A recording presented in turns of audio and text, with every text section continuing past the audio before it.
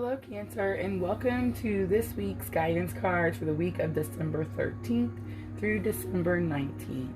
I wanted to point out right away, you'll notice that the cards are already placed. We shuffled last week. This week we didn't. I kind of like it this way because we can jump right in, but we have had requests to shuffle through the video, so I am still we are still voting in the comments. Just let me know, shuffle, don't shuffle. We'll kind of tally them up and kind of make a routine from there.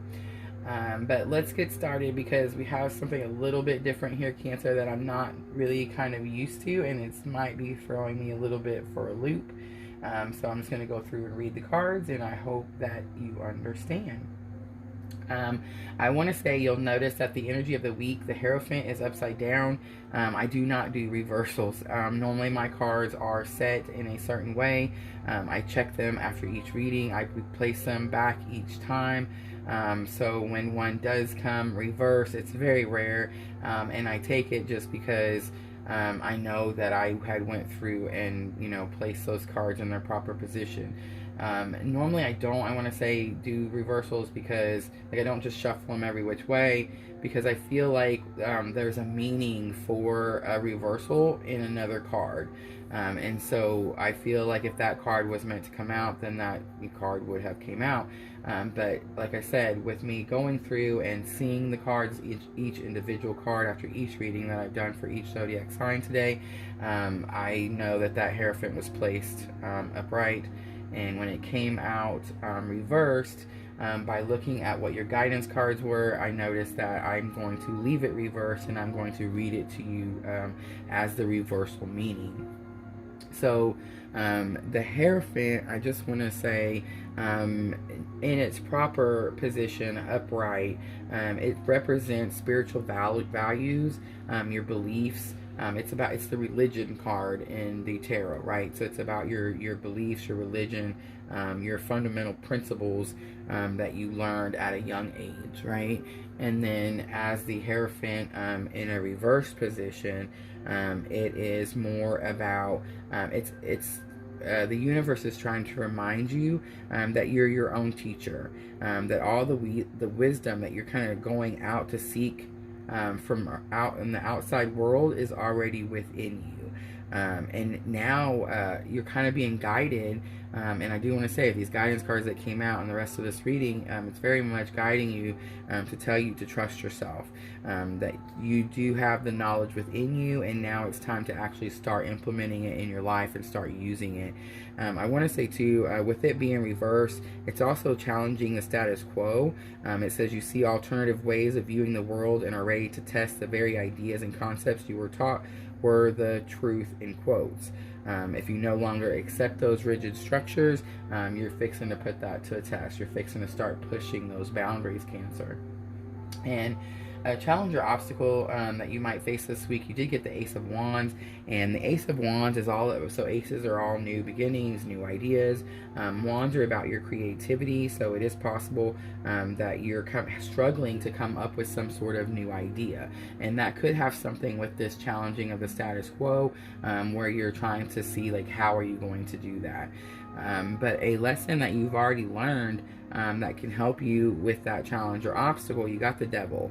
And so the Devil is all about obsession. You're obsessed. And I feel like you've been, whatever this situation is, this idea or this reversal of this Hierophant, you've been obsessed with it for quite some time. It's something that you've been not only just interested in, like, you really are putting all your time into learning as much as you can because you are obsessed. But that obsession is what's going to help you come up with that creative idea to show you how to take that next step. At the end of the week, Cancer, you do show that you have the Eight of Swords. The Eight of Swords is kind of a particular card for me because when people see the Eight of Swords, they see that she's bound and blindfolded and she's kind of in this cage of swords, right? But if you look closely enough, like, the blindfold looks like it's loose and it's already coming off. The binds are already loose and she could just break free out of them. And you'll notice the sword on the left. It's not in front of her. It's not making a complete circle. It's not blocking her. She can walk out of this circle at any moment. So the Eight of Swords is all about self imprisonment, things that we do to ourselves. I want to say too,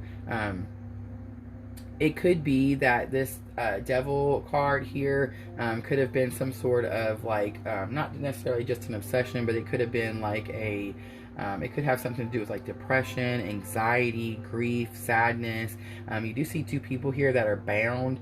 And when this card comes in, your lesson's already learned. That means you broke those bounds. So with that being your lesson already learned, and then your outcome being that you're still here, this self-imposed restrictions you're still doing to yourself is something that I feel like is coming from like where it's saying that the Hierophant is something that you were taught for such a long time and you think that this is the way it has to be.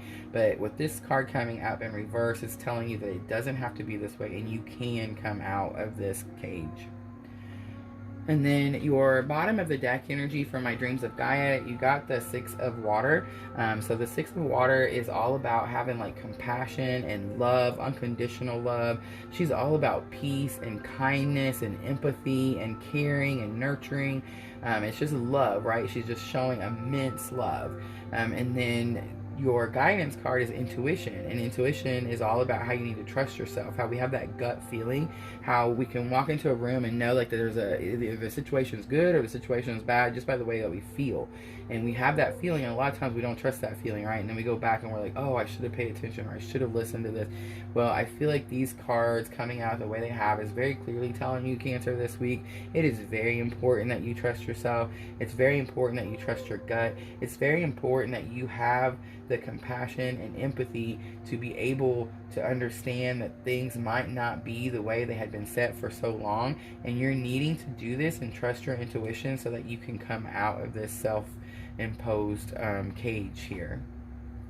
And then your Moonology Oracle, full moon in Sagittarius. Look at the bigger picture. So we do have a lot of Sagittarius energy coming in with this new moon and the eclipse. And then, of course, the conjunction between Saturn and Jupiter and moving into Aquarius. It's the age of Aquarius. Everything is happening.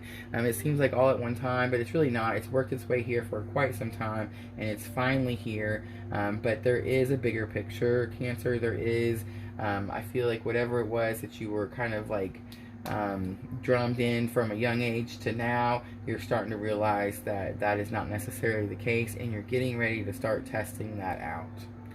Alright, Cancer, that is your guidance for the week. Have a great week. Thank you so much for watching. And as always, if this feels like your tribe, please subscribe.